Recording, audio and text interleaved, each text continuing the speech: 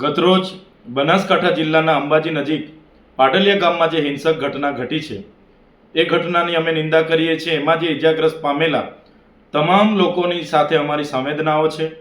અમે પણ આ બનાવની જાણ થતાં ત્યાંના કેટલાક લોકો સાથે સંપર્ક કરીને આ સમગ્ર ઘટનાની માહિતી લેવાના પ્રયાસો કર્યા। ત્યારે અમને જે માહિતી મળી છે એ માહિતી મુજબ ગતરોજ વન વિભાગના અધિકારીઓ પોલીસ બંદોબસ્ત સાથે પાટલિયા ગામમાં પહોંચે છે અને ત્યાં વર્ષોથી રહેતા આદિવાસી પરિવારોના ઘરો તોડવાની વાત કરે છે અને એ ઘરો તોડતા અટકાવવા માટે કેટલાક આગેવાનો એમને સવાલ કરે છે કે 3 પેઢીથી અહીંયા અમે રહીએ છીએ, અહીંયા જમીન અમે ખેડાણ કરીએ છીએ અને અમારું જીવન નિર્વાહ કરીએ છીએ। તમારે આ પ્રકારના કાર્યવાહી માટે તમે આ વિસ્તારમાં આવ્યા છો ત્યારે તમે ગામ સભાની પરવાનગી કેમ લીધી નથી? તમે અગાઉ નોટિસો અમને કેમ આપી નથી? અનુસૂચિત 5 વિસ્તાર હોય, પેશા એક્ટ વિસ્તાર હોય તો એની જોગવાઈનો તમે કેમ અમલ કર્યો નથી? એવી સંવાદ કરે છે। ત્યારે એવા 8 થી 10 આગેવાનોને પોલીસ દ્વારા બળજબરીપૂર્વક પકડીને ગાડીઓમાં બેસાડીને લઈ જવાના પ્રયાસો થાય છે। ત્યારે ગામના કેટલાક લોકો વચ્ચે પડીને એમને છોડાવીને લઈ જાય છે। ત્યારે પોલીસ દ્વારા લાઠીચાર્જ કરવામાં આવે છે। બાદમાં ત્યાં 20 થી વધારે ટીયર ગેસના સેલ છોડવામાં આવે છે।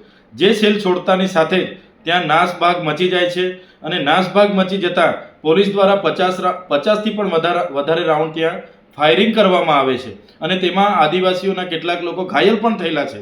ત્યારે આ ઘટના બાદ ત્યાં પથ્થરમારો થાય છે અને કેટલાક અધિકારીઓ પણ ઘાયલ થયેલા છે। ત્યારે વન અધિકાર અધિનિયમ 2006 અંતર્ગત આ લોકોએ દાવા અરજીઓ કરી છે પણ સરકારે આજ દિન સુધી એમને સનતો આપી નથી અને આ લોકો વર્ષોથી ત્યાં રહે છે। તો જે પણ કાર્યવાહી થવી જોઈએ તે નીતિ નિયમો મુજબ થતી, સંવાદ મુજબ થતી તો હું માનું છું કે આ પ્રકારની કોઈ પણ હિંસક ઘટના ત્યાં બનવાની નહોતી। પણ કોઈ રાજકીય નેતાના ઇશારે આ પ્રશાસને ત્યાં આ જમીન ખાલી કરવાના પ્રયાસો કર્યા, જેને કારણે આ ખૂબ જ મોટી હિંસક ઘટના બની ગયેલી છે। ત્યારે આ સમગ્ર ઘટનામાં પ્રશાસન દ્વારા કાયદેસરની કાર્યવાહી કરવા માટે 27 લોકોના નામજોગ એફઆઈઆર થઈ છે, 500 લોકોના અજાણ્યા લોકો સામે એફઆઈઆર થઈ છે। ત્યારે અમારે પ્રશાસનને અપીલ છે, જે પણ લોકો આમાં દોષિત હશે એ કર્મચારી હોય કે ત્યાંના આદિવાસી લોકો હોય તો ચોક્કસ બધા પર કાર્યવાહી થવી જોઈએ।